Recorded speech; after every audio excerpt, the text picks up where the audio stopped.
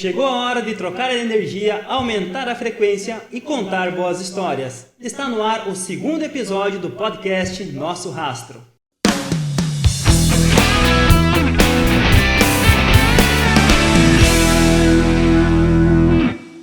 E o convidado de hoje, ele é marido da Júlia, pai da Laurinha, assim como eu do interior de Santa Catarina, só que ele é campeão mundial do Pancrase, do Aspar FC e também do Tough 4 Brasil. O nome dele é Glaico Nego França. Irmão, prazerzaço te receber aqui, velho. Fala, Patrick. Fala, rapaziada aí do Nosso Rastro. É um prazer estar aqui. Irmão, cara, te agradeço de coração, porque eu sei que tu tá num momento que tu tá perdendo peso, tá? E tu abriu mão de muita coisa para estar aqui. E logo vai contar a novidade pro pessoal, onde que nós vamos encontrar esse cara lutando agora. Mas antes disso, tu quer beber alguma coisa especial? Não? Vai só no cafezinho? Cara, acho que eu vou só no cafezinho, na água aí tá tranquilo, né? Cortando aquele peso tá ótimo aí. Cara, então, como é que era o teu início, assim? Como tu iniciou a carreira? Como era a tua vida lá em Curitibano, cidadezinha pequena aí do meu oeste, quase vizinho comigo? Cara, então, a minha carreira aí de luta iniciou lá em Curitibanos. Eu gosto de contar de duas maneiras. O primeiro contato que eu tive com arte marcial mesmo foi quando eu tinha... eu era bem novo, acredito com uns 5 anos. Eu comecei no judô. Professor, cedo, hein? Bem cedo. Professor Ladir Juliano, lá em Curitibanos. E depois eu tive um contato, eu treinei uns 4, 5 anos e depois eu tive contato com o Karatê, o professor Serginho lá de Curitibanos também. E no Karatê eu já queria um negócio mais pegado, assim, sabe? Sim. Mas ainda assim não era bem o que eu queria. Aí depois de algum tempo eu tive o contato com o kickboxing, aí eu vi que eu queria fazer mesmo era lutar. Mas tu tinha alguma influência na família, alguém que já lutava, teu pai, teu irmão? Cara, assim, influência direta não tinha, né? A influência que eu tinha, eu assistia, um pessoal assistia no Sport TV, às vezes na TV e tal, luta, né, MMA. Essa era a influência que eu tinha. Mas depois eu fiquei sabendo que meus avós, eles treinavam, tanto o vô Joaquim quanto o vô Nilson. Então, mas isso, como eu falei, depois eu fiquei sabendo, não tinha influência direta, até porque os dois são falecidos já, né? E tu lembra o que eles lutavam? Cara, eu falei com a mãe, ela falou que o vô Nilson lutava boxe, né? Mas certo, treinava, né? Mas enfim, não deixa de ser uma... em relação ao que você perguntou, né? Sim. Algum tipo de ligação, né? Irmão, mas alguém tem que ter lutado grappling, jiu-jitsu, alguma coisa, porque tu é muito bom nisso, hein? Obrigado. Cara, na verdade, é muito doido, porque MMA, a gente sabe, o pessoal que treina MMA, se todo mundo treinasse MMA, cada um vai ter uma linha que, às vezes o cara treina muito boxe, mas ele vai começar a treinar grappling, vai treinar wrestling, jiu-jitsu, e o cara, às vezes, foi feito para aquilo, né? É um negócio que não tem como você saber só indo lá e fazendo, né? É o natural, eu acho, né? Exatamente. E tu chegou a competir lá na tua cidade mesmo, em Curitibanos? Sim, cara. Então, Patrick, eu competi lá em Curitibanos, era... A primeira medalha que eu ganhei de uma arte marcial foi um 3º lugar do judô. E foi engraçado que eu tenho meu primo Gilberto, um abração pra ele lá. Eu tirei o 3º lugar e na época o pessoal não tinha acabado as medalhas e eles me deram um feminino. E, cara, e ele ficou me zoando, só que eu não entendia, né, cara? E ficava chateado na época, assim, e eu lembro, mas eu tenho a medalha até hoje, pra mim é um orgulho, né, cara? Eu olho aquilo ali, a primeira medalha da arte marcial, né? Então, querendo ou não, por mais que demorou muito tempo pra eu competir de novo, abriu a porta, né? E tinha sido a tua primeira competição? Isso, a primeira competição. Já ficou em 3º? Tá ótimo, né? Tinha 3 só. Não, brincadeira, não, mas é importante. Mas daí era só o pessoal de Curitibanos ou vinha gente de Chapecó, de outras regiões? Cara, Paraná? Então, Patrick, na verdade, assim, cara, era um micro-regional, né? A gente sabe que o micro-regional não é o estado inteiro, é uma parte ali da região perto de onde se localiza a cidade, era um torneio micro-regional. Então teve bastantes competidores já. E, cara, quando que foi essa tua mudança para Balneário? Como que o pessoal da Astra Fighting te encontrou? Cara, é legal falar sobre essa parte da minha história aí, porque realmente mudou bastante a minha vida. Então, como eu tinha comentado antes, eu estava lutando kickboxing, depois eu comecei a treinar MMA, com o professor Morgano lá em Curitibanos. E daí continuei treinando e eu fiz 3 lutas lá, certo? Então eu tinha um cartel irregular de 1 vitória e 2 derrotas. E daí eu lembro que eu cursei educação física, né? Sou formado em educação física, licenciatura. Mas isso lá ainda? Isso eu fazia lá em Curitibanos. Daí eu tinha um cartel de 1-2. E daí eu tava fazendo um estágio. E a minha atual esposa hoje, na época namorada, a Júlia, ela tava fazendo faculdade de engenharia civil ali em Balneário, ali em Itajaí, na verdade. E eu vim ficar uma semana com ela. E daí eu fiquei uma semana e passei na company e treinei. E olha como que é Deus, né, cara? Aí eu treinei uma semana ali e um amigo meu, que hoje infelizmente é falecido, o Alan dos Santos, ele me convidou para ir na equipe profissional, porque eu tinha ido lá treinar a aula comercial na company, Fight Team na época. E ele era professor lá. E daí eu treinei um pouco. Ele falou, cara, você treina bem e tal. Daí eu explico pra ele, não, eu tenho 3 lutas e tal, amador, profissionais, 1-2. E acabou que ele me convidou pra vir e daí eu conheci o Brigadeiro, certo? Você conheceu o cara do MMA no Brasil, né? E daí acabou que o mestre Brigadeiro conversou com o meu antigo professor e falou que tava tudo certo. E daí foi muito louco, cara, porque assim, na sexta-feira eu tava decidido, qualquer uma coisa, não, vou morar em Balneário. E o cara até brinca, né? A Júlia veio e depois eu vim atrás, né? Mas é tudo no momento certo. E daí, assim, acabou que eu fui pra lá sexta-feira, pra Curitibanos, voltei pra Curitibanos, peguei a mala e cuia e voltei embora. Daí minha avó tinha um apartamento ali, ela consegui ficar no apartamento dela, da Vodete, um beijão pra Vodete aí, com certeza vai assistir depois. E daí só foi, cara. Daí eu comecei a vir pra cá, daí comendo tatame. No primeiro ano que eu fiquei aqui, eu lutei 7 lutas naquele ano. Você imagina lutar 7 lutas de MMA, o cara tem que querer muito, né? Um ano só. Mas era algum evento ou era ainda... Era vários eventos, né? Porque no MMA é assim, ó, como que funciona pro pessoal entender. Você luta uma luta e demora, na verdade, pra você lutar de novo. Só que a não ser que você não se machuque nada e você já queira voltar aos treinamentos, você pode lutar. Só que quando o cara é novo, como explicando aí pro pessoal, como o cara é novo, o cara consegue fazer várias lutas uma perto da outra. Quando você fica um pouco mais velho já é complicado. Mais lesão, mais tempo de estrada, então teu corpo já tá mais cansado, você tem que ter mais cuidado com isso. Mas no começo vai que vai.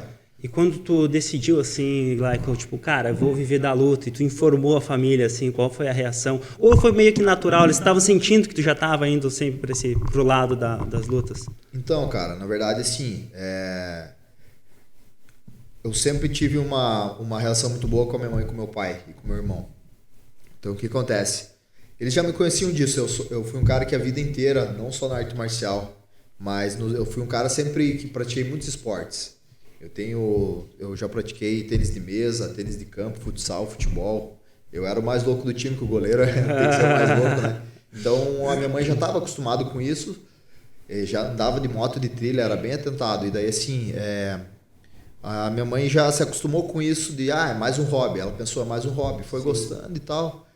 E daí quando virou essa estalinho que eu queria ser lutador, e daí eu cheguei e coloquei eles na parede, ele deu uma assustada, no pai e na mãe. Eles pensaram, mas não é mais um hobby, e não passou mais. O hobby virou cada vez um negócio mais compromissado, só que com aquela coisa, por amor, né, cara? Sim. E eu lembro que esse estalinho deu quando eu fui lutar kickboxing, né? Eu lutei kickboxing, então aí eu levei soco na cara porque o teste é ali, né, pra luta. Imagino. É muito fácil, vamos dizer, você sabe, você é jiu-jiteiro. É animal o chão.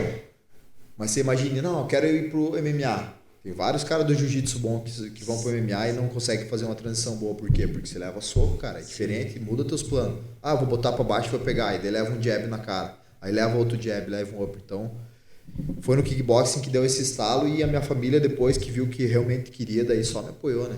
Mas gerou alguma preocupação deles quanto aos estudos, assim, tipo, filho, agora tu tá nessa de lutar, mas e os teus estudos, como é que tu vai conseguir trabalhar com isso? E tu mesmo, na tua cabeça, assim, na hora de trocar essa ideia com eles, assim, gerou um certo desconforto da parte deles, ou preocupação, pelo menos? Cara, na verdade, é legal você tocar nesse assunto, porque é realmente o que aconteceu.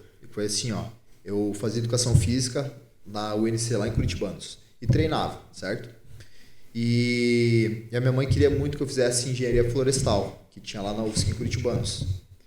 E daí eu me matriculei lá e tal, e daí eu fiz, né, o vestibular e tal, acabei passando e tava fazendo, só que eu não curtia muito, eu curtia educação física era o que eu queria. E eu fazia engenharia florestal lá por causa dela. Na verdade, era engenharia florestal e agronomia, se eu não me engano. Chegou a cursar, então, um tempo? Cursei 2 períodos. Só que eu não queria, eu ia, tipo, sem vontade. Mas era paralelo à educação física ou não? Em épocas diferentes? Era assim, era junto. Só porque na UFSC eu estudava de segunda a sexta. Puta, eu sou na UFSC, cara. Mas no começo não era tão concorrido, não. Não, você é inteligente, pô. E daí, assim, era semana inteira, tipo, de manhã à tarde, período integral, era na UFSC, daí final de semana, porque o curso da UNC era de sexta à noite e sábado o dia inteiro. Então dava para eu fazer os dois, um não atrapalhava no outro. E daí no intervalo desses treinos, era na verdade todo dia à noite, segunda a sexta à noite, segunda a quinta na verdade, porque sexta eu tava no UNC. Então assim, eu ia para UFSC, depois treinava à noite, segunda a quinta, daí na sexta ia para UFSC de manhã, treinava à tarde ali e depois à noite ia para a UNC. É assim que eu fazia. E sábado para a UNC de novo. Então eu conseguia fazer as duas faculdades e treinar. Caramba, hein? Claro, graças à ajuda dos meus pais, né? E tu já pensando assim, pô, pelo menos vou dar um pau aqui na faculdade pro pai e a mãe entender que eu não vou desleixar, né? E assim, eu fiquei muito tempo, porque eu treinava já forte lá, cara, em Curitiba. Eu dava o sangue, eu treinava todos os treinos à noite. Tipo, eu ia segunda a quinta à noite. Tu já era reconhecido, Glaico, lá pelo pessoal? Não, tipo, com a fama que você tem hoje, mas assim, lá dentro da cidade tu já era um cara respeitado nesse... Cara, eu acho que sim, porque daí não tinha, né? A gente não tinha, né? Lá, né? Como eu falei, tem muito cara bom do karatê em Curitibanos, muito cara bom do MMA, mas não tinha. Daí depois que eu comecei a treinar MMA com o Morgano lá, que daí a galera começou a lutar. Então eu era um dos caras que mais treinava lá e, consequentemente, o pessoal me conhecia porque eu era o cara que competia mais lá, entendeu? Sim. E acabou que eu competia bastante e ficava um pouco conhecido na cidade por causa disso. E daí é legal a gente falar desse assunto da UFSC e tal, porque eu lembro que, se eu não me engano, era Douglas, o professor. Eu cheguei e falei com ele, que eu tava com essa dúvida. Eu falei, professor, tem um negócio pra falar com o professor bem de boa, que ele era bem gente fina, assim, como opinião mesmo. Aí ele chegou, o que deu, Glaico? Eu falei, cara, eu faço UFSC porque meu pai e minha mãe querem, eu não gosto.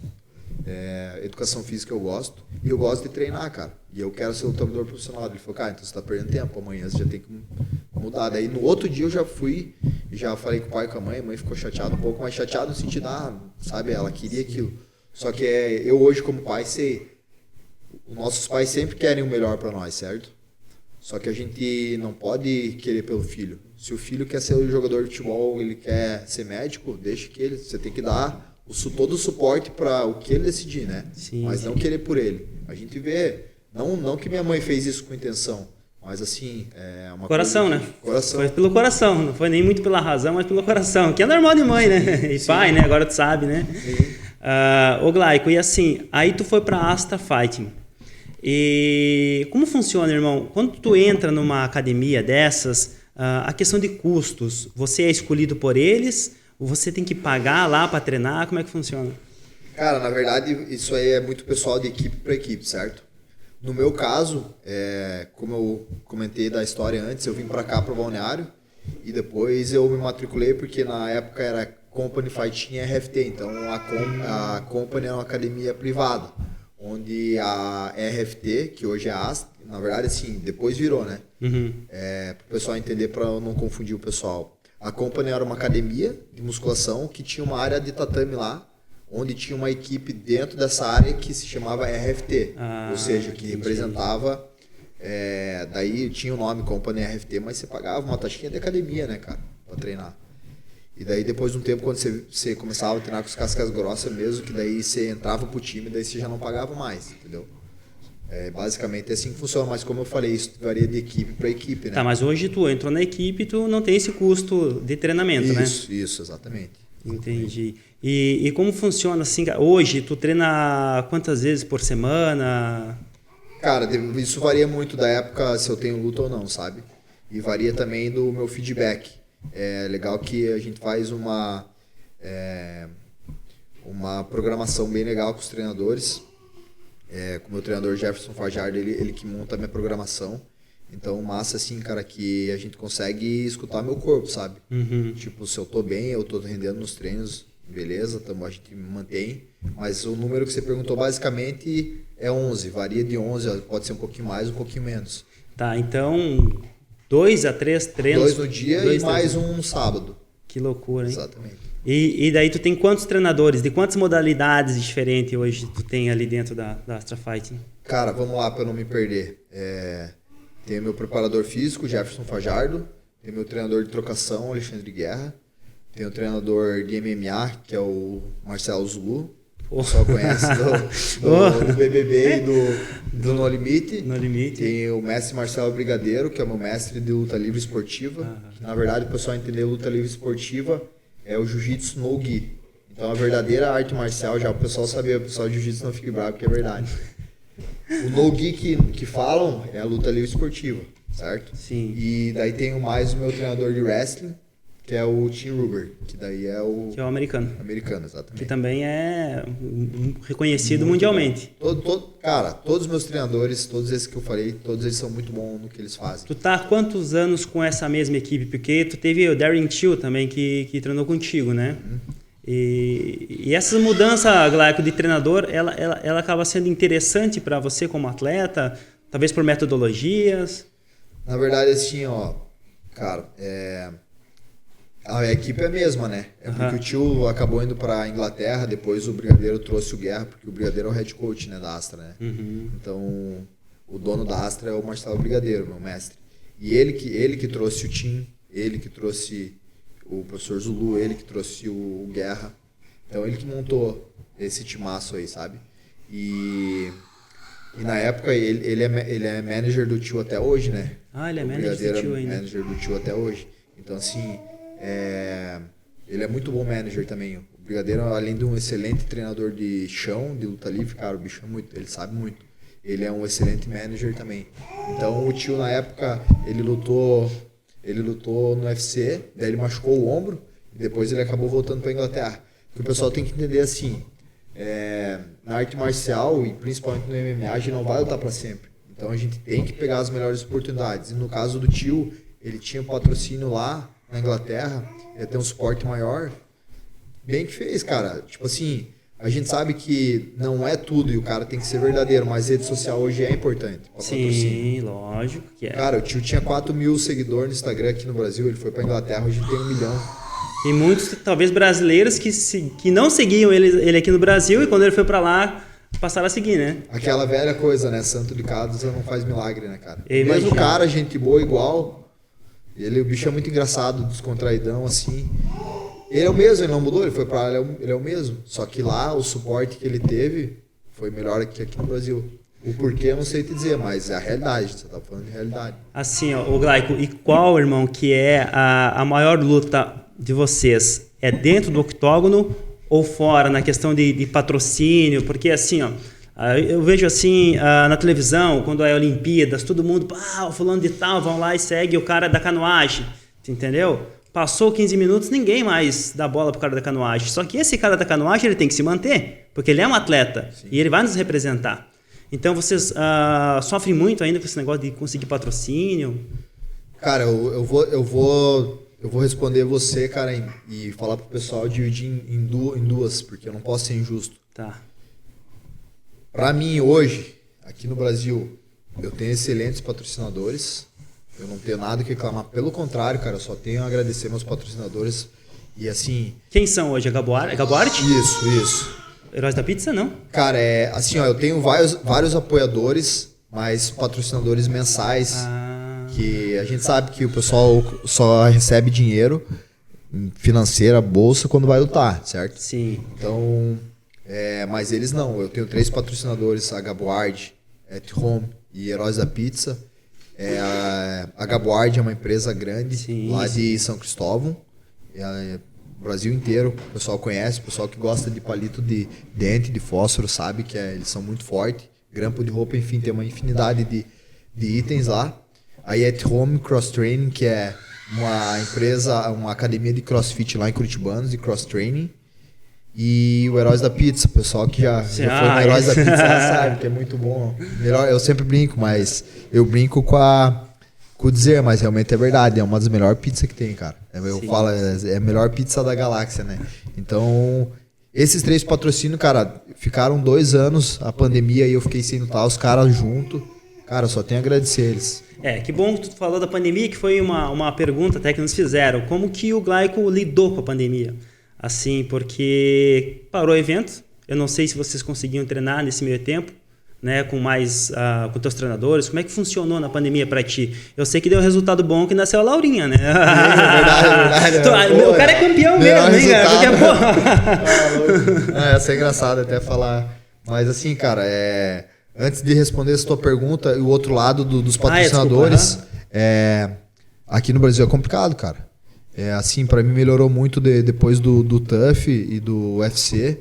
E como eu falei, eu sou um cara abençoado por causa disso, mas não é a realidade do Brasil, tá? Você pega de 10 atletas, os caras 8 trabalham de segurança, trabalham de garçom e não tem nada, não tem erro nenhum, trabalho é trabalho. Mas atrapalha o treinamento, né? Só que você não descansa, cara, vamos dar um exemplo, às vezes é sábado, sparring, às 11 da manhã, você ficou até às 6 na balada, trabalhando de segurança, como é que o cara vai treinar, como é que vai desempenhar?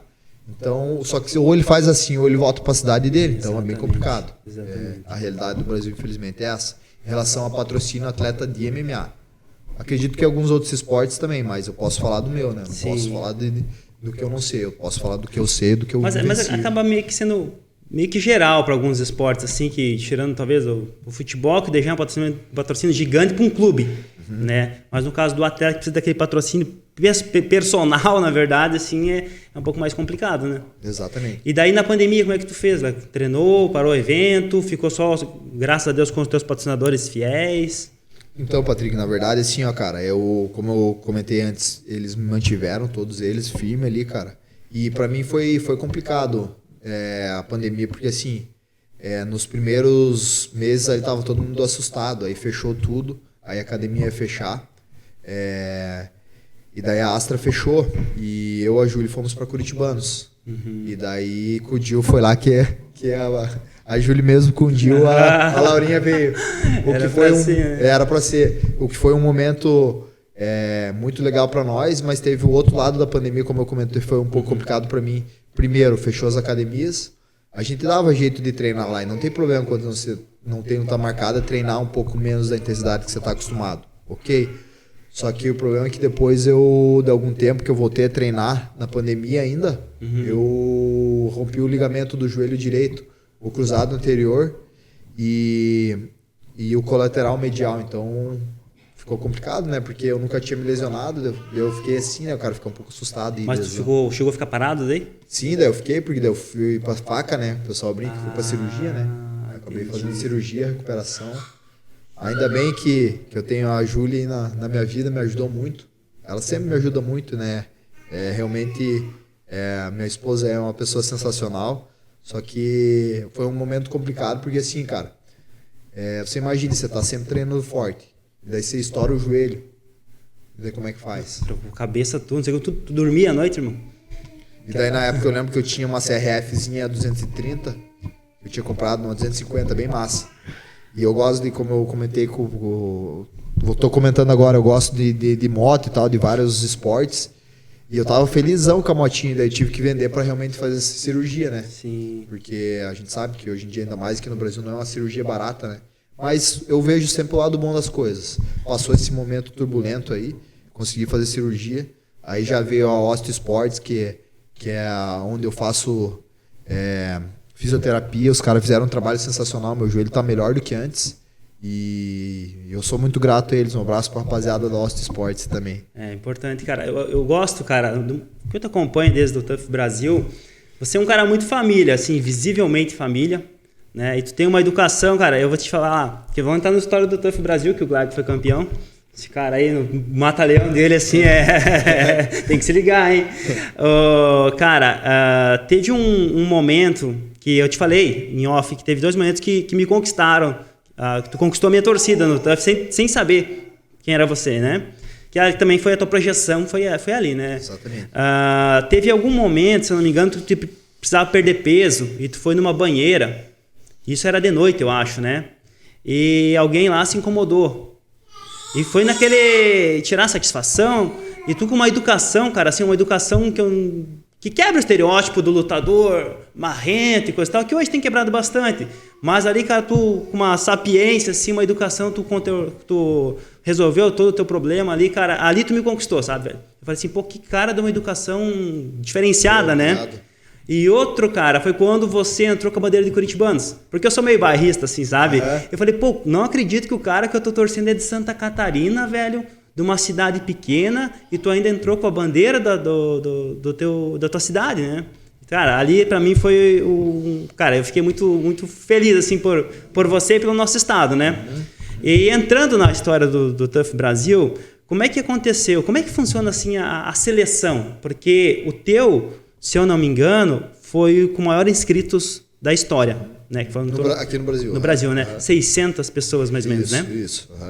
Mas como é que foi a tua academia te inscreveu? Como é que funciona esse processo, Glaico? Cara, na verdade, assim, ó, eu vou tentar resumir que é um processo bem grande, mas eu vou tentar dar uma enxugada. O TUF basicamente é assim, ó, agora não teve mais aqui no Brasil, mas você tinha que ter no mínimo 3 lutas de MMA, mais vitória do que derrota. Então, tipo, uma pessoa que estreou tem 3 lutas, 2-1, já pode se inscrever.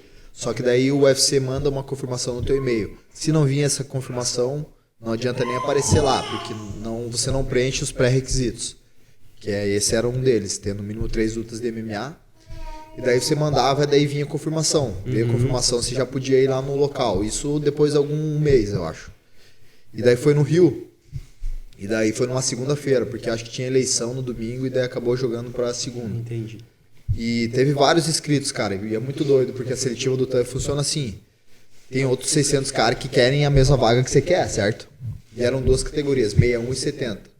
E daí eu lembro que a gente chegou de manhã cedo lá, como deu muita gente, não tinha tempo hábil um dia pros caras fazer seletiva, daí eles foram cortando.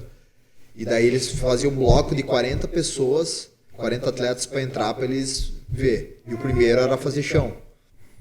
E daí eu fiz chão, só que eu já sabia, eu tinha falado com uns amigos meus que tinham ido antes, e eles não queriam que finalizasse.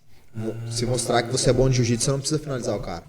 E aconteceu que eu consegui encaixar várias posições, mas não finalizei nenhuma, mas eu encaixava a posição e olhava pro Sean Shelby, que era um dos matchmakers pro Joe Silva.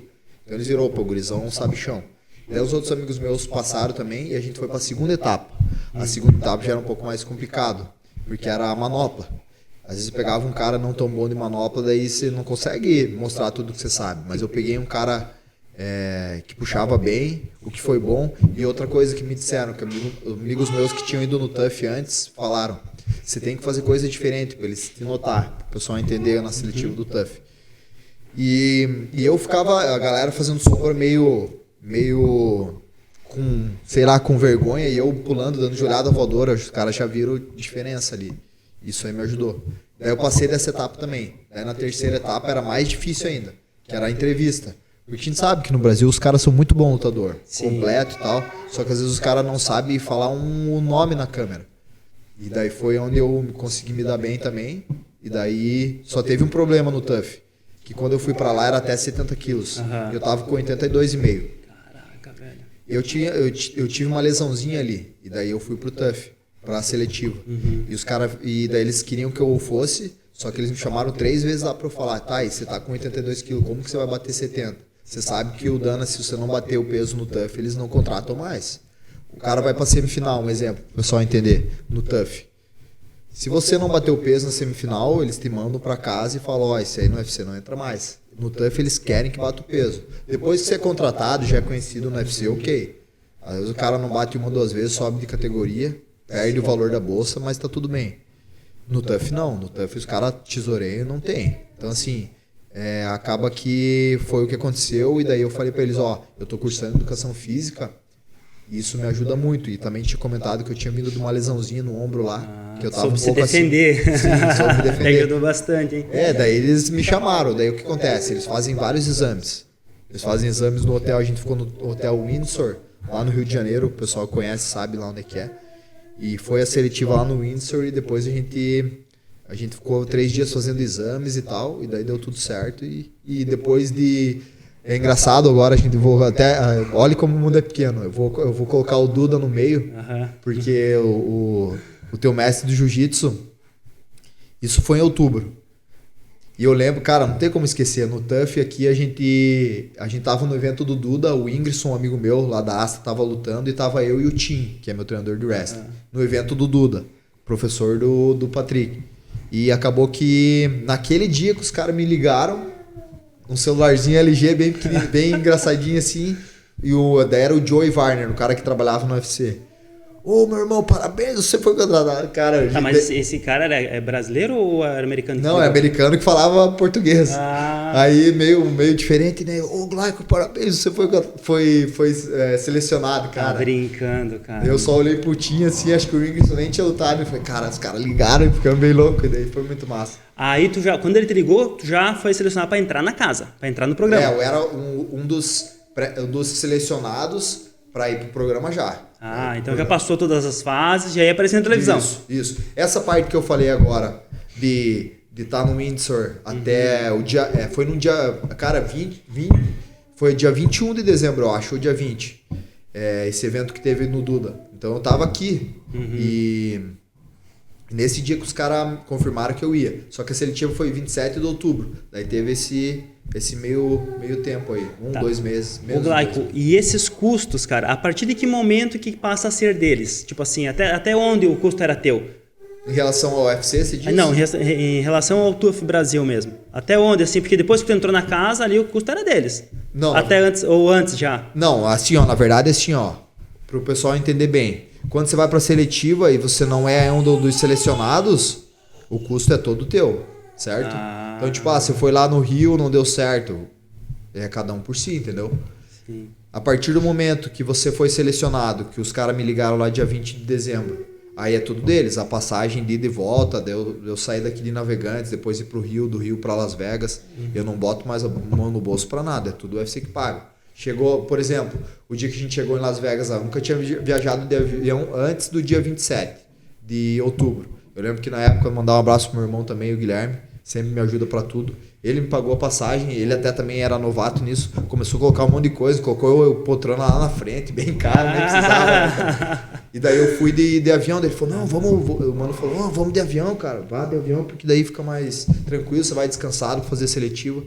Aí depois que eu passei, foi a primeira vez que, isso já 2 meses depois, eu fui pra Las Vegas, foi a primeira vez que eu viajei internacionalmente. E daí é tudo o custo dos caras. A gente chegou lá no aeroporto morrendo de fome, os caras foram atrás de coisa pra gente comer. Então é massa, cara. O UFC, vou te falar que o UFC e PFL é massa, cara, o cara lutar. Porque os caras falam assim, não, você é nosso atleta. Vem aqui, os caras abraçam, sabe? Entendi. Massa isso. Tá, ô Glaico, e assim, cara, tu entrou na casa e como é difícil, cara? Eram quantos? 16 na casa? 12? 16 acho que era, né?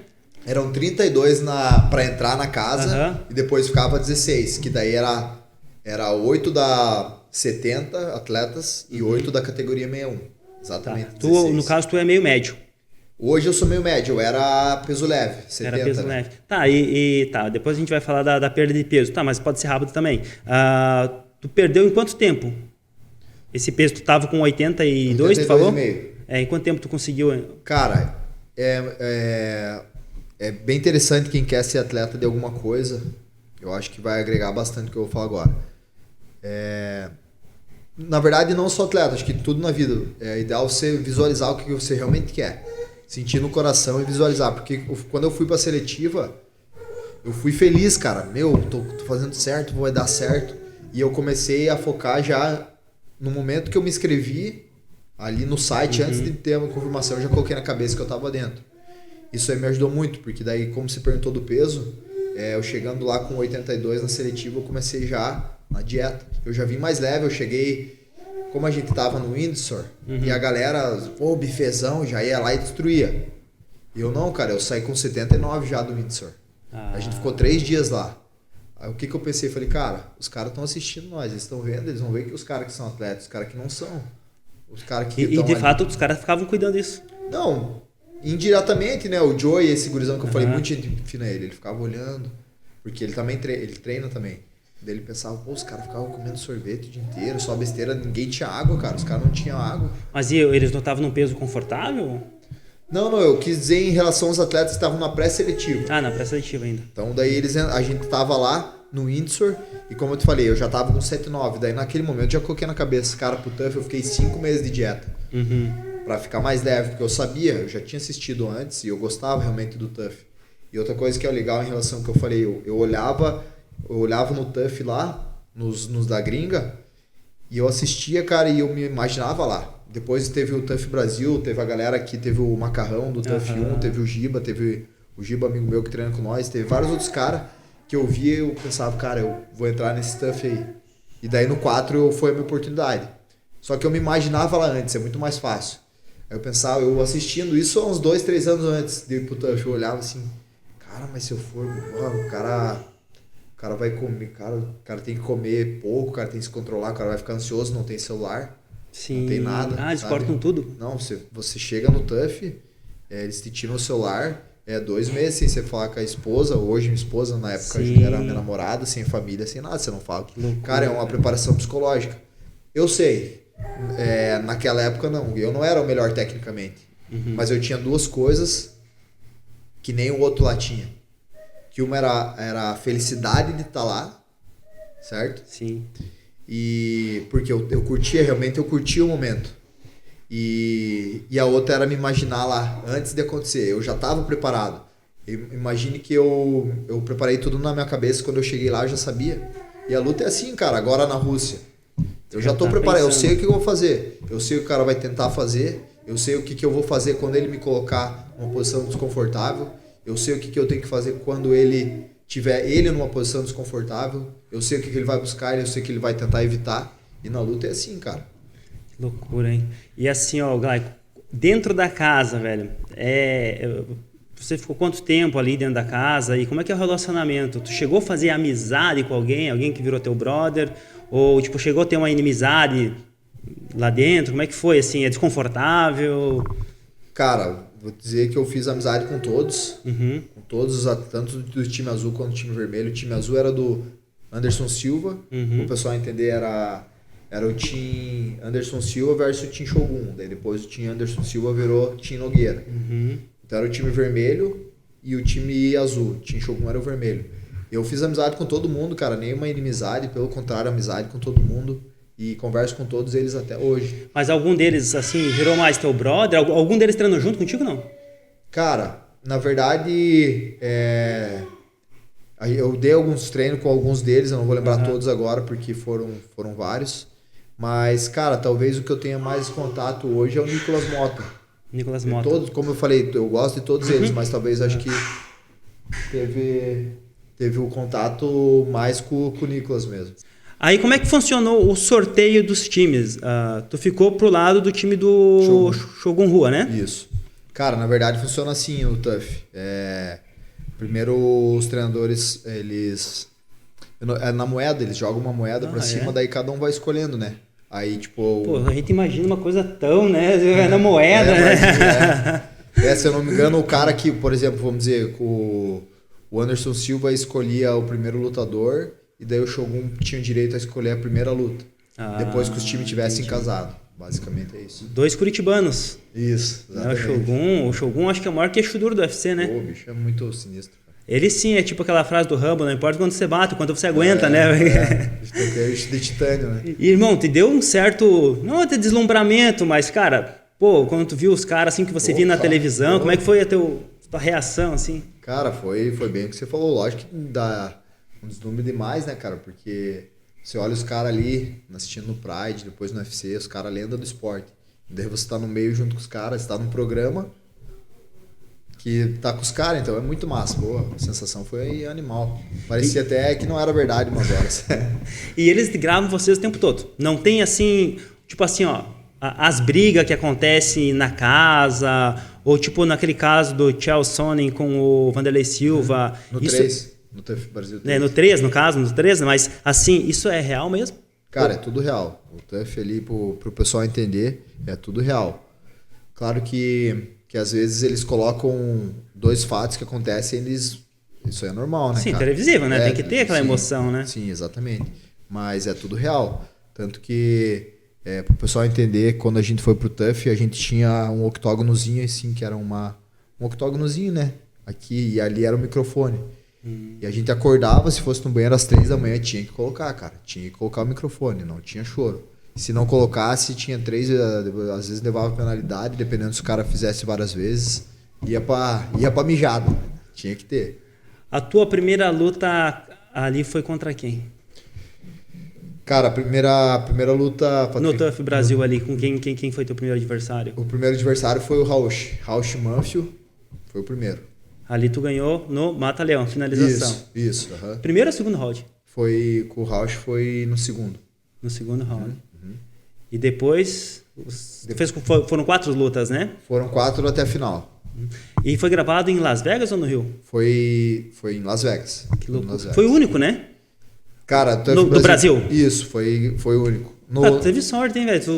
Tu marcou a história no TUF que marcou a história, porque ele foi o último TUF, não? Aqui no Brasil foi o último. No Brasil, TUF Brasil 4. 600 mil inscritos. O último no Brasil. 600 inscritos. 600 inscritos. Isso. Último no Brasil. Teve troca de treinador no meio. Gravado em Las Vegas. Exatamente. E tu, graças a Deus, trouxe o cinturão para Santa Catarina. Para nós, nosso, pro Brasilzão, né? Arrasa. Então o segundo também foi para finalização. Cara, foram todas elas, na verdade, por Mata-Leão, né? Mas assim, cara, hoje em dia foi em 2015, né, cara? Faz alguns anos atrás.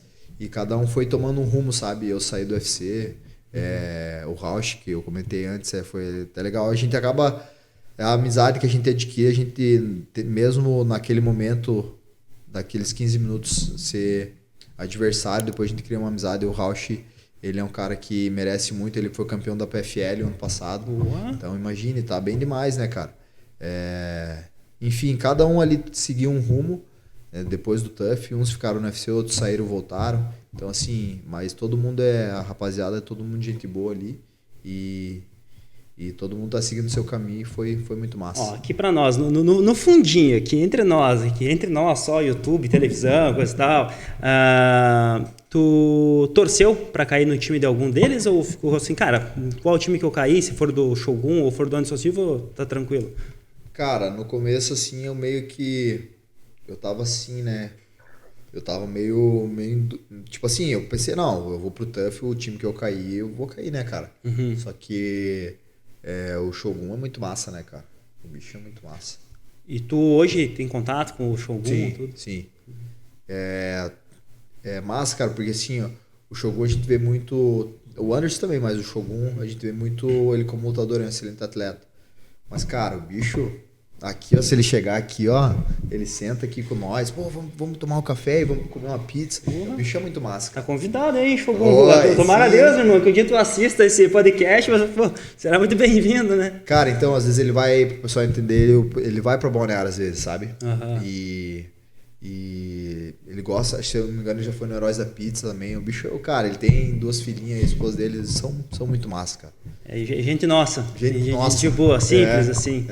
Porque deve, assim, ô Glauco, deve rolar, assim, muita euforia, muita admiração e também muita frustração, assim, de conhecer alguns atletas. Ou nunca aconteceu pra ti desses caras? Logicamente não vai falar nome, né, irmão? Mas, assim, rolou um cara que talvez tu admirasse e pensa, putz, cara, mas o cara não é tão legal assim?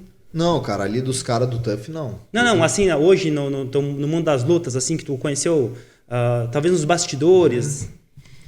Cara, pra mim nunca aconteceu isso. Pra mim, os caras que eu... É porque assim, ó, como eu sou fã de MMA, eu gosto de vários atletas. Sim, assim. claro. Se você pedir uma lista, tem os top, mas vai ser uma lista gigante, porque realmente eu admiro vários caras, sabe?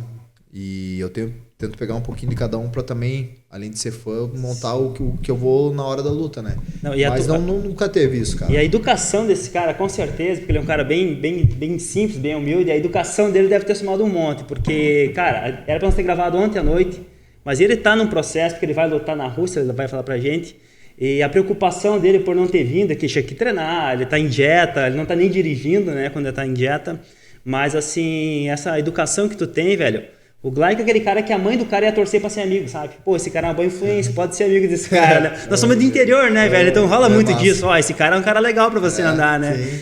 Então, com certeza, esse teu modo de ser ajudou também, tu só abrir portas pra você, né? Pô, obrigado, cara, pelas palavras, mas assim, como você é de Chapecó, eu sou de Curitibanos, a galera sabe.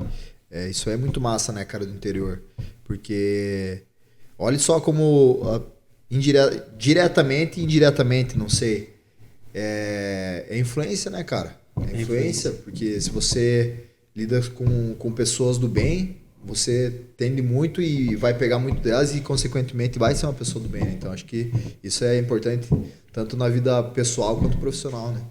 Ô, Glaico, tu sabia inglês, meu, quando tu chegou lá em Lazé? Como é que foi tua reação? Tu chegar aquele negócio todo, assim, casão aqui do interior, como é que foi a tua reação? Cara, foi engraçado a minha reação, Patrick. Na verdade, sim, ó, cara, eu já tinha feito aula de inglês, sabe? Eu tinha feito lá em Curitibanos, umas escolas bem boas lá que tem em Curitibanos. Mas, tipo assim, mas eu parei antes, sabe? Eu não tava bem afiado, na verdade, tava bem mais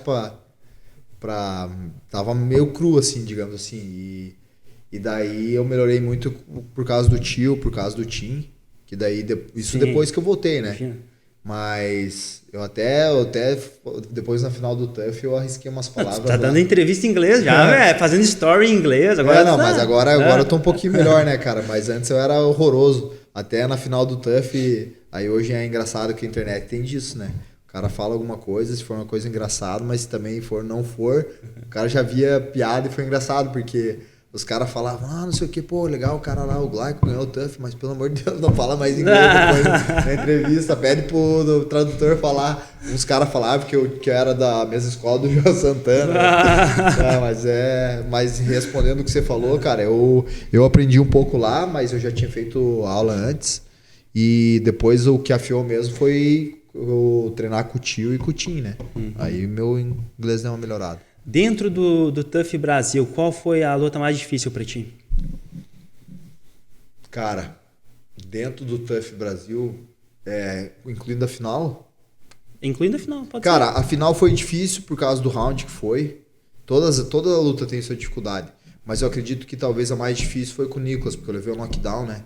O pessoal sabe, quando você leva um golpe na cabeça e você quase apaga, é knockdown. Você não é nocauteado, você ainda tá na luta... Mas você tá na iminência de ser nocauteado, você tá na iminência de perder por concussão, ou seja, nocauteado. E eu acho que talvez pelo knockdown, acho que foi a do Nicolas, mas todas elas foram difíceis. Sim. Que a do Rauchi, eu fui chutar no primeiro round, daí ele me botou pra baixo, então eu fiquei por baixo. Aí na segunda luta, foi com essa do Nicolas, eu levei esse knockdown. Cara, resumindo, eu acho que foi a do Nicolas. Por causa da iminência de eu quase perder a luta, daí consegui revirar ela depois. Aí a final foi no Rio de Janeiro, né? Isso. E a Ronda ia lutar? Que no auge dela, né? É tão louco isso, porque a arte marcial... Cara, a Ronda, ela já era, além de toda a qualidade dela, mas o golpe geralmente era o armlock invertido, se não me engano. Me corrija se estiver errado. Exatamente. Tá? E tu, além de todas as outras qualidades, mas tu sempre tem um forte. Teu mata-leão, as pessoas se cuidam, treinam para aquilo e acabam caindo. Cara, qual que é a explicação disso? Como é louco, né? Você induzir a pessoa ao erro. Cara, é legal. Foi a final no Rio da Ronda Rousey. E na época ela era a maior estrela do UFC, né? Então foi bem legal participar desse card. Só que eu fico muito feliz por participar do card dela, da Beth, mas pra mim era muito mais importante estar no mesmo card que o Shogun, que o Minotauro, que o Demian Maia. Pô, o Demian Maia, sou fãzaço. Acho que não tem ninguém que luta de jiu-jitsu que não seja fã do Demian Maia, né? Pô, tá louco? E assim, cara, pra mim foi uma noite mágica, assim, cara, impressionante. Toda vez que alguém toca no assunto ou pede pra eu falar dela, tipo, parece que eu entro num... O cara recordar e viver, né? Então parece que eu volto lá. E foi muito massa, cara. Desde de manhã cedo, eu acordando até a hora que eu fui dormir. Eu fui dormir tipo umas 8, 9 da manhã. E daí é até engraçado, eu vou contar uma história rapidão pro pessoal entender do Augusto Sakai. O Sakai vai lutar hoje no UFC. E é amigão meu, eu gosto demais dele. E na época ele tava ajudando o Pezão lá. Então ele era corner e também sparring do Pezão. E daí a gente foi tomar café, isso já tinha acontecido a final. E daí eu tinha ganhado a luta, já tinha acabado o evento, já tinha passado o coletivo de imprensa. E a gente foi no hotel, acho que era Sheraton. E bem top o café dos caras. Bacon, ovo, cara, o cara come demais. E eu falei, ô Sakai, cara, eu vou comer, cara? Não, vou te esperar. Não, você não vai subir. Não, ele tava do lado do nosso quarto, né? Tava com o Gleison Tibal, com o Antônio Pezão, com os caras lá. Bem gente boa, abração pra todos eles lá. E daí eu não parava de comer, cara. Eu não parava de comer. E daí eu fiquei um tempão lá, daí chegou uma hora que ele ficou de pé, não, pô lá, tô vazando. E vazou, cara, eu sacaizão aí, vazou porque não aguentava mais esperar, né? Sim, eu falei, não, vou comer, cara. E daí ele achou que eu ia, talvez mais repetir uma, 2 vezes, cara, foi mais umas... Ah, mas isso já tinha... vezes. Já tinha acabado. Ah, sim. Era na final, era o dia da final, isso bem lá no final era de manhã cedo já, né? Ah, no dia da final tu comeu tanto assim? Não, depois que acabou. Já tinha sido campeão, tudo? Isso, mas depois também que aí acabou. Não, exatamente, eu já tava comemorando já, né? A tua família acompanhou? Foi pro Rio daí? Não. Cara, foi massa. Final? A família acompanhou. Ao todo, que eu sei, isso só de curitibanos. Foram 100 pessoas que estavam lá. Caraca, velho. Tipo, a cidade pequena, 100 pessoas. Curitibanos não é tão pequeno assim, mas 100 pessoas é bastante, né? Pra ir te ver lá, eu fiquei feliz demais. E tu virou celebridade. Como é que funciona assim, cara? Pô, tu ganhou o TUF. Aí já tinha Instagram na época. Começou a ganhar seguidor. Como é que é esse negócio? Cara, um primo nosso, o Rafa Almeida, um abração pra ele, ele cuidava da assessoria. Então, tipo, eu não vi ele que viu, né? Ele falou que depois que aconteceu a final e a gente ganhou, eu digo a gente porque é um trabalho, eu que tava lá em cima, mas é um trabalho de várias pessoas por trás. Desde uma pessoa que te olha na rua, você tá correndo pra perder peso, ele, bora lá, bora perder esse peso, já é uma energia positiva. Eu acredito muito nisso. Então, por isso que eu falo a gente, depois que a gente ganhou o TUF, ele falou que vinha de bloco assim no Instagram, tipo, um monte de gente seguindo na mesma época, até o pessoal brinca, mas aconteceu daquele do Twitter, né? Tem aquele Trending Topics, Sim. né? E daí o meu nome era um daqueles, né? Caraca, então foi uma experiência bem legal, né, cara? E quando tu chegou em Balneário e depois em Curitibanos? Meu Deus, cara, esse dia aí foi numa terça-feira, a final foi em agosto, deixa eu ver, sábado, domingo, segunda, terça. Cara, acho que era dia 4, terça-feira. E daí a gente passou em algumas TVs, né? Demos umas entrevistas bem legais. E, cara, quando eu cheguei lá em Curitibanos, eu sabia que ia ter alguns carros lá. Mas eu não sabia que ia ter 800 carros. Então foi muito massa, cara. Até o UFC fez uma reportagem, colocou no site deles. Pô, foi uma... Caminhão de bombeiro e tudo? Cara, não foi de bombeiro. meu tio Bill, um abração pra ele também. Ele queria que fosse de bombeiro, mas eu falei, não, tio, relaxa aí quando for o cinturão, daí nós vamos no carro de bombeiro. Mas porque eu tava meio envergonhado, né, cara? Não tava acostumado, né? Mas foi massa demais, cara. Ô, Glaico, e como é que funciona, velho, o contrato com o UFC? Assim, é de alto risco? Tu fecha tantas lutas? Ou isso também varia muito de atleta para atleta? Cara, varia de contrato para contrato, dependendo do atleta. Tem atleta que eles querem segurar mais, então eles fazem contrato de mais lutas. Que na verdade assim, ó. Mas tem uma cláusula lá no UFC que, vamos dizer, que você fez um contrato de 6 lutas, mas se você vem de derrota e eles quiserem demitir, eles podem. O contrato é assim, entendi. Fazer o quê? Ou você aceita aquele termo ali, ou você não assina o contrato, né? Tá. Tu fez quantas lutas pelo UFC? Cara, eu fiz 3 lutas. Eu fiz a final do TUF, que já era uma luta no UFC, e fiz mais 2. Aí eu acabei perdendo 2, uma pro James Vick em sequência e depois pro Gillespie, das 2 na decisão. Daí acabei sendo mandado embora. E é loucura, né, Glaico? Porque o teu card é muito bom, velho. O cartel. Desculpa, o teu cartel é muito bom, entendeu? Obrigado. Hoje, como é que tá o teu cartel? Cara, hoje eu tô com... Na verdade, tem mais lutas, porque tem 3 lutas do TUF que eu fiz, que eles não entram no que eu acho injusto. Né? Claro, eles têm a forma deles julgar. Exibição que eles falam. Mas putz, né, cara? Por mim, assim, eu acho que deveria somar, né, essas lutas tuas ali. Mas o legal é você falar isso porque pra minha experiência tá lá, entendeu? Ela não tá contando lá no cartel, mas foram 3 lutas que diferentes foram de derrota ou vitória. Elas são vitórias, mas eu lutei elas. Então, pra mim, na minha cabeça, eu sei que eu tenho 22, 6, 1. Então 28, 29, dá 32 lutas ao todo. 32 lutas, quantas vitórias? Daí essa seria... Não, conta do TUF, cara. A gente lembra do TUF, pode contar do TUF. Seria 25, 6, 1, né? Porque eu tenho 25 vitórias, 6 derrotas e uma no contest que mudou. Ah, entendi. Então... E dessas vitórias tuas, quantas por finalização?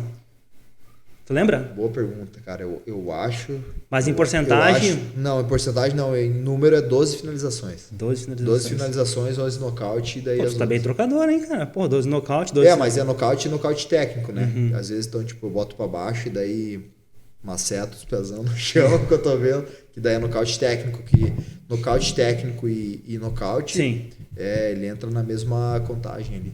Mas também, mas a gente estamos preparados para tudo, né? Claro, Trocação, os pezão. E assim, qual foi a emoção tua quando tu assinou esse contrato? E qual foi tua tristeza quando você saiu do UFC? Tá? E outra coisa, como funciona, Glaico, a questão de valores? Logicamente não precisa falar, mas assim, quando fecha essas 6 lutas que tinham fechado contigo, já tem um valor estipulado, ou não? Cara, na verdade, assim, ó, tem um pré-valor estipulado. Por exemplo, assim, a bolsa... Vamos falar em números, não tem problema. Vamos dizer 10 mais 10, certo? A primeira luta. Você ganhando a primeira luta, aumenta. Por exemplo, você 10 mais 10. Daí você ganhou a primeira luta, vai para... Eu não lembro se era 12 ou 14. Um exemplo. Tá. Daí se você perdeu a segunda exemplo, luta... né? Porque é muito mais que isso, né? Ou não? Não. É mais ou menos isso. É mais ou menos dólares, né? Daí a segunda luta, se você perde, mantém a bolsa ainda daquela. Vamos dizer, aumentou de 10 para 14. Ganhei a luta. Tá. Primeira. 10 para 14. Você perdeu a segunda luta, fica 14. Ah, não, você ganhou. Daí aumenta, entendeu? Entendi, basicamente é isso. Entendi. Mas se você, às vezes tem cara que perde 3 seguidas e ainda não é mandado embora, aquela bolsa fica. Só que tem outro porém, quando você ganha a luta, além de aumentar o valor da próxima bolsa, ela dobra daquela. Então, tipo, você ganha 10. Você ganhou a luta, 10 mais 10. A bolsa daquela luta. Na próxima luta é 14 mais 14. Ganhando. Daí vai indo, 17 mais 17. É assim que funciona. Mas, como eu falei, se você ganhou 10 lutas seguidas e perdeu a 11ª e eles acharem que tem que te mandar embora, vão mandar. Porque é assim. Difícil fazer isso, porque se o cara ganhou 10 lutas no UFC, pode ser feito. Mas e eles não têm nenhum valor para pagar, porque sair, tipo, fechou o contrato, eu vou te dar uma indenização? Não. Cara, na verdade não. O que eles fazem quando você faz uma luta boa, por exemplo, quando eu lutei com o James Vick, foi um lutão. Cara, a gente quase ganhou o prêmio de luta da noite. E daí, a gente não ganhou. E daí ganha valor. Mas eles deram um bônusinho. Tipo, vocês não ganharam o prêmio da noite, porque teve outra luta que foi melhor que a nossa, mas era aquela e a nossa. Daí eles dão um bônusinho. Entendi. Mas quando sai do contrato, não tem... daí não. Só se... Não. Tá. E assim, Glaico, e esse valor, ele é dividido entre a equipe Astra Fighting? Cara, na verdade isso depende.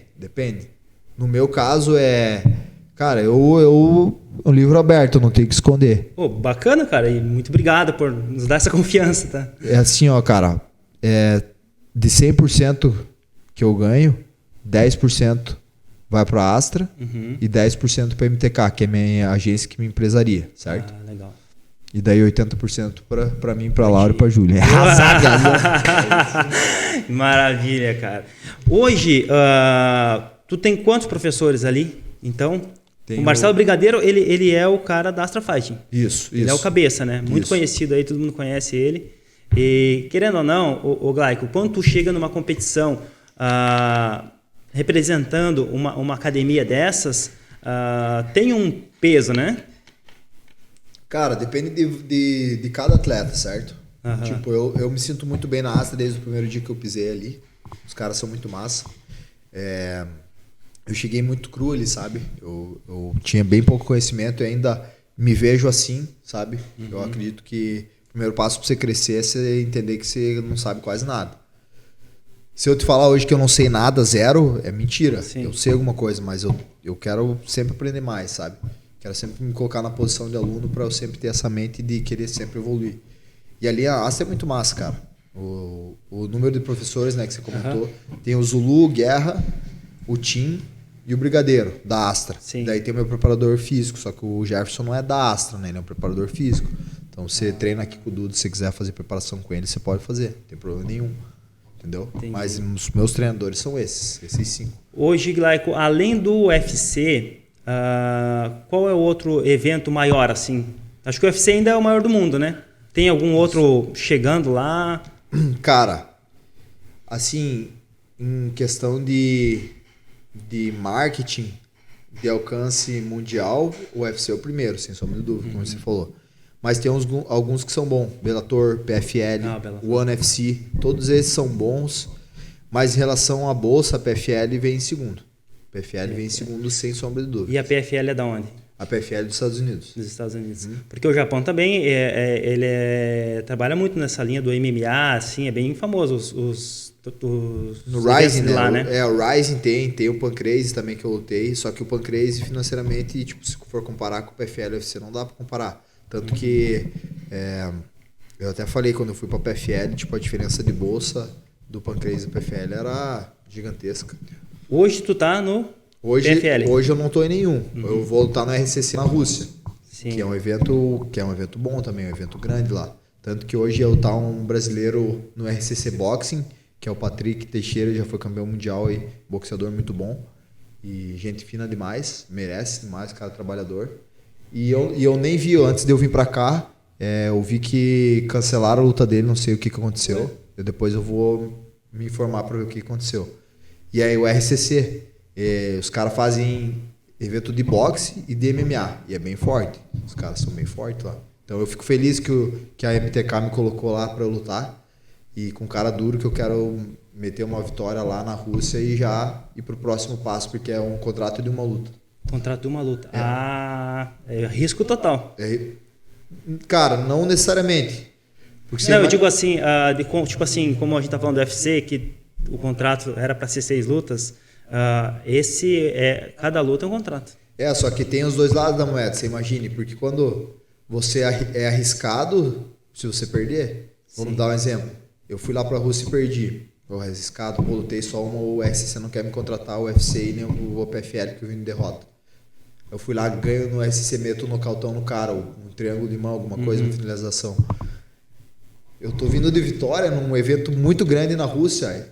Os caras não, o UFC quer, o PFL quer, então é pros dois lados. Entendi. A não ser, vamos dizer, o UFC não tem mais pra onde você subir. Ou na PFL, daí é legal você ter contrato de mais de uma luta. Entendeu? Entendi. Mas no RCC que ele vai ser minha porta de entrada, meu evento satélite pra eu chegar lá onde eu quero. Animal, mas também a bolsa deles é boa, tem mais uma opção, o RCC paga bem também. Então o cara tem que aproveitar. Ali, cara, do TUF Brasil, agora que eu me lembrei, teve troca do treinador, né? Que saiu o Anderson Silva, que acho que rolou aquele negócio do doping, eu acho, na época. E daí colocaram o Minotauro? Minotauro, irmãos Nogueira, Minotauro e Minotouro. E o Antônio, né? E, cara, tu acha que isso abalou? Porque tu tava, além de treinar junto, tu tava na casa com os guris. Tu acha que isso, de certa forma, abalou a cabeça? Porque tu, querendo ou não, tá treinando com o cara, aí tu cria um vínculo gigantesco, né? Cara, eu acho que deve ter abalado um pouco, mas um lutador com um bom psicológico, ele tem que ir pro TUF e saber que, cara, se der tudo errado, mas não, eu tô bem treinado e eu vou ganhar a luta, porque isso varia como eu falei, varia de lutador para lutador. Para alguns deve ter abalado e para outros não. Sim. O Glaico, e o Aspera Fight, que tu ficou campeão, como é que é esse torneio aí? Cara, o Aspera hoje ele não tem mais, né? Era um evento nacional que era um dos maiores na época. Eu lutou o Tio, lutou o Baby, que foi pro UFC. Eu lutei lá. Eu lutou vários nomes, o Leco, que tá no UFC também. O Japa, que foi da PFL. Vários caras casca-grossas. Era um evento legal, mas não teve mais, né, cara? Porque aqui no Brasil é difícil os eventos se manter. Porque negócio de patrocínio e tal, daí bolsa, daí tem que pagar os atletas, às vezes não tem dinheiro para arrumar patrocínio para poder pagar os atletas, daí tem que ter um monte de taxa para isso, taxa para aquilo. Os eventos, infelizmente, não aguentam as pernas, né, cara, e fecham. E eu tava assistindo, né, o TUF e outros eventos. Cara, os caras dão a vida mesmo, né? Uma cena que me chamou muita atenção, cara, foi do Massaranduba, que é de um cara de uma origem humilde, assim, né? Porque a gente viu na televisão ele contando a história dele, então eu posso falar, né? E daí deram desodorante, coisa e tal, pros atletas, né? Que era patrocínio do programa e coisa e tal. Aí, cara, ele pegando, guardando na mochilinha pra dar pros amigos dele, assim. Ele falou assim, não, cara, eu vou levar, meus amigos vão gostar. Pô, bicho, aquilo lá me conquistou de um jeito, porque no início eu não gostei dele. Eu juro, no primeiro momento, assim, eu nasci pra estraçalhar, ou, tipo, eu nasci pra... Tu entendeu? Bater em outro homem, ele sempre fala. Eu nasci pra bater em outro homem. Eu falei, putz, né, velho? Mas depois eu fui entender, pegando a história do cara, e aquela atitude dele, assim, cara, um coração gigante, e antes aparecia na televisão ali, o pessoal indo para tentar entrar no UFC e contando as histórias, assim, putz, cara, o pessoal assim de origem bem humilde, de vender coisa para apostar num sonho, né, Sim. cara? Mas é a realidade do Brasil, cara. A galera tem essa origem, alguns, né? Mas a grande maioria tem essa origem e é buscar o sonho, né, cara? O cara vem de uma família mais humilde, o cara quer dar um futuro melhor para toda a família dele, pros amigos e é bonito de ver isso, né, cara? Cara, eu achei bem emocionante, assim. Cara, e o Pancrase? Como é que foi a tua história? Foi no Japão, né? Cara, o Pancrase foi uma história bem legal. Depois que eu fui demitido do UFC, em 2016 eu fui para Tóquio junto com o Morcego. E eu fui para lá porque tinha opção. Eu tinha um sonho de lutar no Japão. E acabou que eu fui com o Morcego de corner. E daí eu falei, acho que seria legal lutar aqui e tal. E daí depois, no outro ano, eu fui contratado. Aí eu fui contratado, já peguei uma pedreira lá, que daí quem ganhasse ia para as cabeças, ia pro cinturão. Aí eu lutei com o Hiroyuki Tetsuka, e daí eu ganhei, foi um lutão, cara. Mas eu ganhei na decisão, e daí depois eu conquistei o direito de disputar o cinturão contra o Takashi Sato, que tá no UFC hoje. Atleta duríssimo. Aí foi uma experiência sensacional conhecer o Japão. E daí na terceira vez que eu tava indo pra lá, eu fui disputar o cinturão. Cara, apanhei muito a luta. Até o pessoal que quiser assistir aí tem no YouTube lá. É um lutão, cara. Pô, eu não vou contar aqui, se quiser vai lá ver. Mas foi massa. Eu lembro que eu apanhei demais e daí depois no final deu tudo certo. E daí a gente conseguiu trazer esse cinturão aí pro Brasil. Cara, mas falar em lutão, o que foi aquela tua luta no PFL? A final, né? A semi, né? A semi? Como é que é o nome do cara? Nome estranho pra caramba. David Michaud. Cara, que luta, bicho. Eu tava olhando no YouTube, tá? O pessoal que assistir a luta dele, olha no YouTube. Que luta, velho. Os dois deram a vida ali, entendeu? Sim. Cara, ali imagine com o prêmio que é. Com a dedicação e o nível, porque a galera não fala isso, mas a PFL é o nível do UFC, cara. Os atletas que estão lá é o mesmo nível. Eu li na internet, tu me corrige se estiver errado, o Glaico, a premiação era $1 milhão. O campeão. É isso que o Rauch ganhou, exatamente. Caramba. $1 milhão. O que ganhasse o título é $1 milhão. Imagine. Dá uns pilinha, né? Nossa senhora. Ia te ajudar bastante. Não, dava pra comprar as fraldas da Laura. Mas, cara, que luta linda, velho. Ali vocês deram, cara, o bicho, fazia muito tempo que nós tínhamos uma luta como aquela. Pô, obrigado, cara. E ele tentando, cara, uma hora eu achei que ele ia te encaixar aqui na guilhotina e tu girando, e ele também, bom de chão. Sim. E naquela joelhada que eu dei lá nele, acordou, cara. Porque eu tava aqui, né, cara? Tava na ascendente na luta. E ele já tava dando uma cansada, daí parece que acordou o cara. Mas eu também não desisti, daí foi o lutão que foi, né? Sim. E cara, qual que é não vou dizer frustração, mas pode dizer frustração, mas ninguém fica feliz em perder, né? Mas tipo, cara, ainda mais por essa grana toda, assim, pô, escapou ali, velho. A tua cabeça, assim... Cara, só mostrou que eu tô no caminho certo, né? Muita gente deu a vitória pra mim, né? Só que o que vale mesmo é os árbitros laterais. E um árbitro deu o empate, né? Então, depois no outro dia eu já vi a luta de novo. Eu e o Tim, o Ruber. Mesmo apanhando bem no terceiro round, foi uma luta... Eu achei de coração que eu ganhei a luta. De 2-1, né? Mas no último resultado que podiam dar era empate. Só que eu não sou americano, né, cara? Não tô dizendo aqui, tá? Não tô dizendo que os caras puxam. Mas eu acho que lá inconscientemente, na dúvida, assim, não, um jabzinho a mais não pode mudar nada, assim, sabe? Mas, irmão, não precisa nem ficar muito assim pra falar, porque nós, como telespectador, a gente pode falar. A gente sente um pouquinho. Sim, claro que sente, entendeu? Ou às vezes, o cara tem muito nome, lutou com outro cara que se dedicou, o cara foi bem, mas às vezes parece que dá uma puxadinha, assim, né? Lá que tu chegou, irmão, a anunciar a aposentadoria, ali no canal Corte no Combate, saiu? Saiu no Combate. Foi doido, cara. Porque isso aí foi um estresse, um acúmulo de estresse, porque a PFL é animal, mas é um atrás do outro, entendeu? Então é uma luta atrás do outro. Você luta uma, dele 1 mês e meio o outro, e dele outro 2 meses e meio, mais outro, então é um estresse acumulativo muito grande. E como eu me dedico muito, né, cara, eu abro mão de muita coisa. Não por obrigação de ninguém, porque eu gosto do que eu faço, mas eu tenho que abrir mão porque eu quero performar, eu não quero ir lá lutar, ver minha filha e minha esposa ver eu apanhar lá.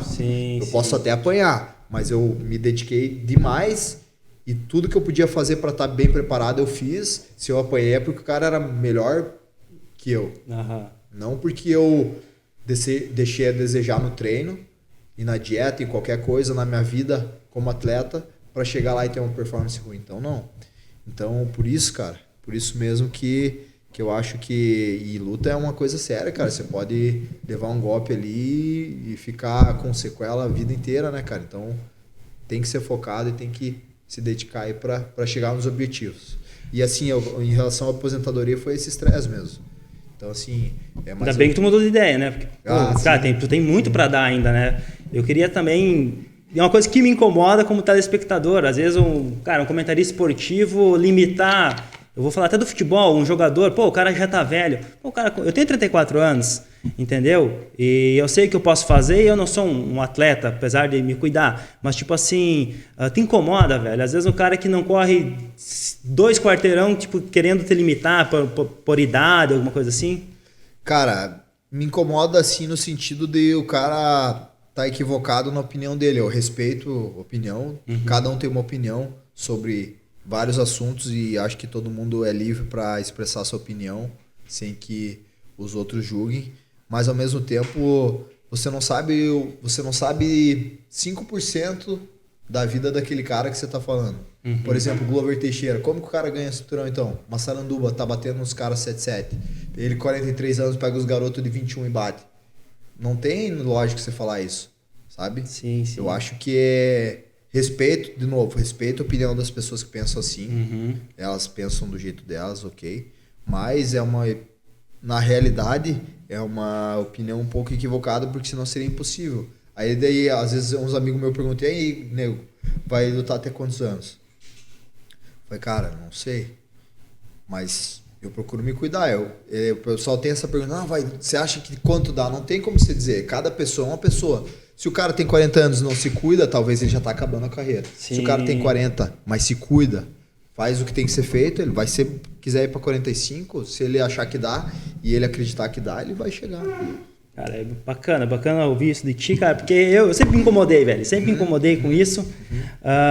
Deixa eu ver aqui umas perguntas que o pessoal fez também, que eu fui já colocando dentro da nossa conversa, porque eu abri uma caixa no Instagram, para o pessoal fazer uma pergunta. Aqui, ó, uma bem legal. Por qual lutador tu tem mais admiração? Cara, eu já tinha muito, sabe?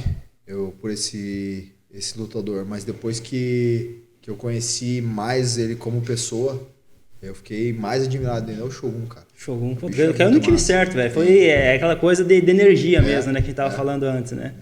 O Maurício Shogun Rua. O Demian também. O Demian é muito massa. Cara, tem vários outros, só que assim... O Demian, por causa do jogo, né? O meu jogo é parecido com o dele. E o Shogun, porque eu assistia desde pequeno, cara. Porque o Demian veio depois, né? O Shogun começou a lutar antes que o Demian. Mas basicamente é esses dois, cara. Sim. Cara, a gente sabe, cara, que tu é um guerreiro, que tu é dedicado, que tu é um campeão. Mas, cara, tu foi nocauteado por uma lourinha lá da tua cidade, né, velho? Como é que foi isso, bicho? Foi ao vivo o negócio? Cara, foi doido, é muita história, cara. A Júlia é muito massa, cara. Ela, como eu falei antes, é uma pessoa sensacional. E, cara, cada dia que passa mais, a gente se entende mais, agora com a Laurinha no meio aí. Mas a nossa história foi bem legal. Tanto que a primeira vez que a gente ficou foi em 27 de novembro de 2011. Foi numa festa lá em Curitibanos. E olha que doido, cara. Quando é pra acontecer, acontece. Não era pra ela ir, no sentido, ela não iria. Não era pra ela. Ela não iria e eu também não iria na festa. Só que as amigas dela, quando eu tava com ela, insistiram bastante pra ela ir. E um amigo meu, até um abraço pra ele, o Alan Rota. Cara, vamos. Ô, Teu, a gente fala no Curitiba, ô, Teu, vamos. Bem capaz, não vou dormir, não. Ô, Teu, vamos na festa, não tem os ingressos já. E eu acabei indo. Acho que, se eu não me engano, era o U2 Cover o nome da banda que tava tocando. O U2, né, irmão? Pelo menos eu escuto uma sonzeira boa, hein? Foi, sim. E daí aconteceu que eu fui e ela também foi, e daí só foi, cara. Porque assim, ó, meu pai conhecia muito bem, são bem amigos dos pais da Júlia, do meu sogro e da minha sogra, a Inione e o Rock. Um abração pra eles também, abraço pro meu pai, pra minha mãe e toda a família, e aproveitar. Meu pai falou, eu vi lá que você tá de rouca, não quero que brinque, se for, porque daí é piazão mais novo, 20 anos, se você quer ficar ficando com as outras gurias, nem comece. Só que ela foi diferente. Quando eu comecei com ela, eu já queria um negócio mais sério. Só que ela não queria no começo. Porque ela é mais nova, ela tinha 16, cara. Eu tinha 20, imagine. Mas ali só foi, cara. Deu tudo certo. Eu sou grato cada dia por ter ela na minha vida. Que massa, irmão. Irmão, eu faço umas perguntas de resposta rápida, pode ser? Claro, tá? Fechou? Pode fechou. ser? Dá pra gravar? Tá. Glaico, tem umas perguntas que eu sempre faço para os nossos convidados, né? E é meu padrão aqui do nosso podcast. Cara, tu tem algum livro de cabeceira? Cara, tenho. Nocaute. Nocaute, que é de? Do Gary Vee. É um que fala de redes sociais. Ah. Como você, num mundo tão competitivo de rede social, você conseguir se destacar fazendo trabalho e fazendo conteúdo legal. Mas esse nocaute tem a ver com luta ou não? Não, ele é nocaute porque... porque quando a gente fala com um lutador, a gente já pensa que tem a ver. Não, mas é que o livro Nocaute, ele é legal você falar disso, mas o livro Nocaute, ele é em relação a esse nome, porque ele faz uma correlação com o boxe, que quando você joga um upper, você nocauteia o cara. Só que você tem que preparar, você joga vários jabs para depois jogar o upper. E a galera da propaganda antigamente fazia, venha só hoje, 2 por 1. Já jogava o gancho de o upper direto. Entendi. E basicamente é essa analogia que ele faz no livro. Massa. Um filme, irmão? Vingadores. Os Vingadores. Alguém que te inspira? Meu pai. Teu pai? Tem alguma excentricidade, alguma superstição?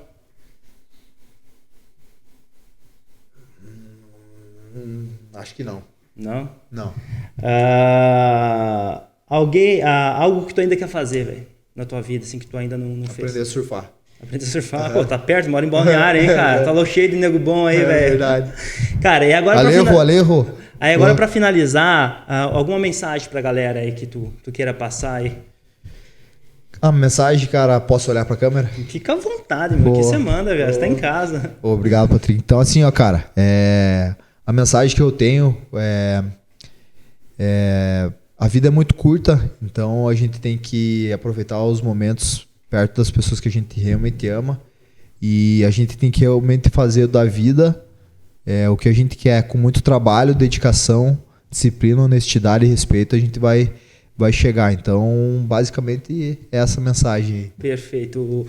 Glaico, muito obrigado, irmão, por você ter aceitado, por você vir de Balneário até aqui, por você ser cara maravilhoso que você é, cara muito educado, um bom atleta que nos dá muito orgulho, tá? Obrigado. E aqui o programa é teu, tá? Aqui o podcast é nosso, a gente quer falar de coisas boas, tá? O pessoal pode assistir tua luta na Rússia, tem como assistir? Tem algum lugar que a gente pode te acompanhar, torcer por você? Cara, agradecer aí o convite, Patrick, mandar um abraço para todo o pessoal que tá aqui nos acompanhando aí e agradecer a todos os meus apoiadores, todo mundo, desde patrocínio até apoio, tudo. E assim, tem o canal do RCC no YouTube que vai passar ao vivo. Então, pro pessoal, dia 18, sábado, vai ser minha luta. Eu não sei a hora certa, tá? Mas se o pessoal puder me acompanhar na rede social, eu vou estar compartilhando lá, @glaiconego. Mas tem o canal do YouTube, vai passar de certeza no YouTube e no Facebook. RCC. Russian Cage Fighting Championship. Perfeito, irmão. Pessoal, então, agradeço vocês, a nossa companhia. Fique atento pro próximo podcast. Irmão, muito obrigado, tá? Fica com Deus, tá?